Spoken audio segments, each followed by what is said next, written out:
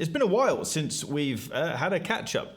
Done a Q&A, find out what questions you have rather than me just rabbiting on at you. And this is what you guys came up with. Dials_Crown has asked, buy my first Tudor, which model would you recommend? Looking for a modern, rugged watch. Amazing brand to go with for your first watch. That's hitting pretty high. I would stick to, and you'll have to try all of these on because it's always a gamble buying a watch online without properly checking it out. There's a sensation that you get when you want to buy a watch. When you put it on, there's something that just hits you and you think, this feels right. So check out the Pelagos 39. It's titanium, so it might feel a bit odd if you're used to heavier watches, but as a package, it's phenomenal, an amazing size and a great all-rounder. I'd also check out, if you want something bigger and beefier and heavier, of course, the Black Bay monochrome. I think that is probably Tudor's best offering as an overall package with the META certified movement, the bracelet extension system inside, and it's just their most modern diver. The great thing about Tudor versus someone like Rolex, Tudor right now will pretty much have everything in stock. So you just need to get yourself to a decent Tudor boutique and then check out everything that they have. And don't rush into it. Just take your time. There's no pressure. Do it when you're ready. So Fold has asked, what video you had the most fun to make this year and what was no fun or less than expected? Nothing jumps out as no fun or less fun than expected, but the most fun from a creative point of view was doing the Tudor Black Bay monochrome video. We actually had to do that trip twice. The first time, car got a massive punch. We rigged the whole thing up with loads of cameras at the back because we wanted to do this whole kind of adventurous exploring idea. And so we went in the Land Rover, rigged the cameras all around the back. We got about 25 minutes away from the office, had a massive puncture, had to abandon that and then go out in the EV, which isn't quite as adventurous. But shooting that video was really quite fun because we're in a really cool location on the shores of Loch Lomond, beautiful scenery, and it was fun getting hands-on and spending a good amount of time with a watch. From an experience point of view, that would have to be the F1 video that I did that we were told to take down. Red Bull started to get investigated for something, don't know what, and apparently we had shots that we shouldn't have. We had a PR person with us the whole time who told us when we could shoot and when we weren't allowed to shoot, and I did nothing other than what they allowed me to do, but alas, they said take the video down. But that was really fun. Seeing the back end of the F1 stuff was really quite cool. Next question is from PR Pret. Do you shoot pics on 35mm film? I do, but not anywhere near as often as I'd like to. This is my most recent 35mm film camera. It's just a Minolta S. It's just a tiny little rangefinder. Really, very simple. I love old cameras because they just don't require anything. They've got light meters that still work, despite the fact that I think this is probably like 40, 50 years old. Actually, no, probably even older. It's bloody old, but it's just amazing how truly mechanical these things are. The original camera that I started shooting on back when I was a kid was an Olympus OM20. I'd really quite like to get myself one of those and just an f1.8 50mm lens and get back to that. But it's one of those things that it just takes time, and there's a lot more planning goes into shooting film. Hack_Jared. Which IWC watch do you recommend? The brand has caught my eye recently. IWC, it's really interesting how the conversations have always been Rolex, Tudor, Omega. And I kind of feel like IWC is really creeping up within that cluster of brands. With regards to an answer to your question, for me, my favorite part of IWC is their pilot stuff. I've got the Mark 20. I'd check out the Spitfire pilot's watch they have, and then the Spitfire chronograph, if you don't mind the watches being a bit chunky. I think the Spitfire chronograph is absolutely gorgeous, and that's one of the ones that I'd really quite like to add to my collection. If you've got a big collection and a lot of cash, check out their Ceratanium stuff. The Mojave Desert is just stunning. Got a really cool blackout chronograph as well. Yeah, just check out the pilot stuff. Love it. Jason Hoops 70. Hey Jason, how you doing, buddy? Do you feel micro brands will continue to increase market share? I think the short answer to that is yes. I'm going to put micro brands in the cluster of independents as well. I feel like people don't want to wait around for watches. There's no luxury in waiting unless you're getting something truly special. If you're getting something a piece unique, then sure, you're going to wait for it. But if you're just getting something off catalog and you have to wait years for that watch,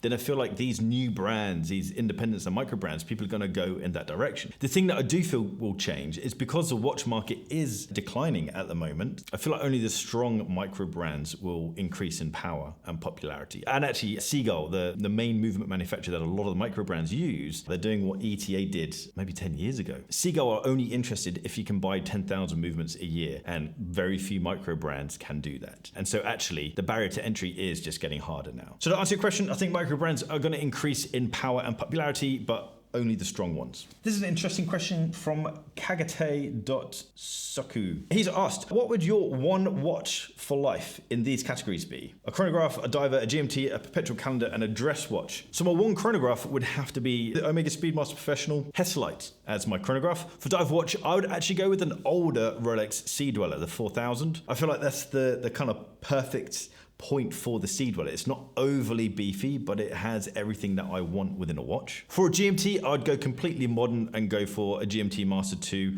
Pepsi with the Jubilee bracelet. I feel like that is an out and out perfect watch. For perpetual calendar, I'd go a little bit more interesting and a lot more sexy. I'd go with a Langer 1 perpetual calendar in white gold with the salmon dial. That is just gorgeous. Everything about that is just perfection. And then for my dress watch, I'd go a little bit more funky, but not crazy, and go for a Vacheron Constantin 1921. I go for the 40mm, so it's a bit more of a statement piece. It stands out a bit more, but that'd be my lineup, and I'd absolutely love to have that watch collection. This is an interesting question. Are Bremont still a British brand now all their parts are made in Switzerland, not the UK? I don't know the ins and outs of what's happening at Bremont, because I do know their whole operation has changed. As far as I understand, they've sold off all of their machinery. That's what I've heard, not from Bremont, from other people. So I don't know what's happening at Bremont, but what I will say is lots of big Swiss watch brands have their components made in the Far East, and then they're assembled in Switzerland, and then they're stamped Swiss made. So if it's acceptable for these big, massive players in the watch world to do that, then I kind of feel like you have to give a pass to Bremont if they still want to label their watches British made. When a company says something is made where it is, you have to just take it with a big pinch of salt. The Mr. Sovereign has asked, apart from Bark&Jack, any other strap companies you admire, respect? It's D-Lugs for me. Yeah, I completely agree. D-Lugs are killing it. They've got such a massive offering and a solid offering. D-Lugs rubber straps in particular are absolutely fantastic. I'd throw in the mix, the Strap Tailor for proper handmade artisanal leather straps made in the UK, and then also throw in the mix Zulu Alpha, proper artisanal one-piece fabric straps, again completely handmade in the UK. All of those guys are kicking ass. This is an interesting question. Wheelers_den_Koto. I'm scared to take the strap off my Explorer 2. Any advice? I kind of feel like just do it is the advice. I understand the concern of scratching the watch. If you really want to be careful, just tape up the areas that the tool could scratch. Just move slowly. Be secure in your holding of the watch, be secure in the holding of the tool, and you'll be absolutely fine. Yorkshire Badger 91. When is the black chest? Do you keep showcasing becoming a real product? This is a real product. I've showcased these guys a few times, and we've been talking probably for 2 years about doing a collaboration. So this is a black chest. This is going to be going live tomorrow on Friday, and you're going to be able to buy it from Friday to Sunday. It isn't going to be limited edition, as in there's a limited number that you can buy. It's just going to be a limited window. But essentially what it is an absolutely kick-ass case that's going to look after your watches, but not just your watches. So within this, we've got a 3-watch case, got a little tiny capsule to hold your spring bars. We've got a Bergeron spring bar tool that's going to come with the case. It's got a little compartment for your straps at the top, and then underneath, this whole thing slides out. So inside you have a little segment to store your bracelets or more straps, and it perfectly fits one-piece nylon straps. We can't call them anything else other than one-piece nylon straps. I guess you can call them anything you want other than what we normally call them. And then we've got other little cutouts if you want to store a little pocket knife in there, or you've got spare links that you want to store. This is essentially the ultimate travel case for your watches. This thing has rubber gaskets all around the outside, so it's going to keep your watches nice and safe, but it's not going to mess up any pressure stuff on the inside because it then has a pressure escape valve on the front of it. So the package as a whole is you get this beautiful Bark&Jack X Black Chest 3-watch case. You get your Bergeron spring bar tool. You get 20 and 22mm spring bars. Also, the added thing that comes with it is a limited production strap. You're going to get a 20mm and 22mm ribbed nylon strap with matte grey PVD hardware, which is really so sexy. I don't know why we didn't do that before. We're going to have 40 of these in stock to be shipped out immediately, and then the rest will then go into production, so you'll do pre-sales if you're not one of the 40. If you want to be on a special mailing list just for this black chest release, then there'll be a link in the description down below, and you'll be the first to know as soon as this thing goes live. Joe OSB has asked, are secondary Rolex prices worth it in relation to Omega, Tudor, and Grand Seiko? Yes and no. I guess it depends on which Rolex prices you're looking at, because there's quite a few Rolexes now that are under retail. The Explorer 2, the Sea Dweller, a lot of the Datejusts, all of that stuff you can get under retail now. Maybe not massive savings, but still savings nonetheless. And it also means, again, that these watches are more readily available from your AD.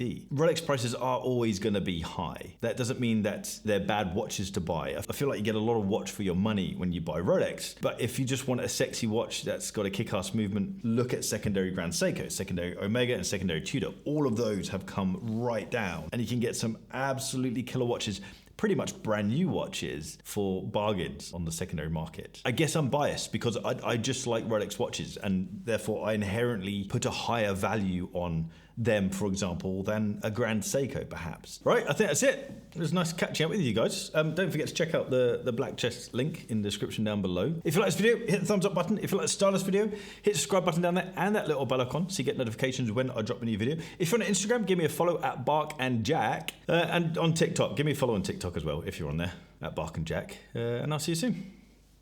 Take care.